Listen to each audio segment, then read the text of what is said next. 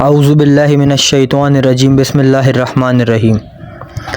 اور ان کے نبی نے ان سے یہ بھی کہا، اس کے من جانب اللہ بادشاہ ہونے کی یہ پہچان ہے کہ تمہارے پاس وہ صندوق آ جائے گا جس میں تمہارے پروردگار کی طرف سے تسکین، وہ چیزیں اور ان تبرکات سے بچا کچا ہوگا جو موسیٰ و ہارون کی اولاد یادگار چھوڑ گئی ہیں، اور صندوق کو فرشتے اٹھائے ہوں گے۔ اگر تم ایمان رکھتے ہو تو بے شک اس میں تمہارے واسطے پوری نشانی ہے۔ پھر جب طالوت لشکر سمیت شہر ایلیا سے روانہ ہو تو اپنے ساتھیوں سے کہا، دیکھو آگے ایک نہر ملے گی، اس سے یقیناً خدا تمہارے صبر کی آزمائش کرے گا، بس جو شخص اس کا پانی پیے گا وہ مجھ سے کچھ واسطہ نہیں رکھتا، اور جو اس کو نہ چکے گا وہ بے شک مجھ سے ہوگا، مگر ہاں جو اپنے ہاتھ سے ایک آدھ چلو بھر کر پی لے تو کچھ حرج نہیں۔ بس ان لوگوں نے نہ مانا، اور چند آدمیوں کے سوا سب نے اس کا پانی پی لیا۔ خیر جب طالوت اور جو مومنین ان کے ساتھ تھے نہر سے پار ہو گئے تو خالص مومنوں کے سوا سب کے سب کہنے لگے کہ ہم میں تو آج جالوت اور اس کی فوج سے لڑنے کی ساکھ نہیں، مگر وہ لوگ جن کو یقین ہے کہ ایک دن خدا کو منہ دکھانا ہے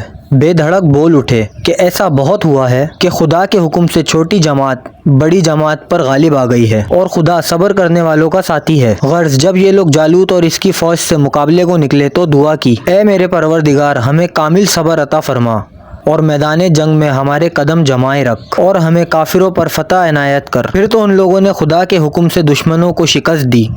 اور داؤد نے جالوت کو قتل کیا، اور خدا نے ان کو سلطنت و تدبیر تمدن عطا کی، اور علم و حفظ جو چاہا انہیں گھول کے پلا دیا۔ اگر خدا بعض لوگوں کے ذریعے سے بعض کا دفع شر نہ کرتا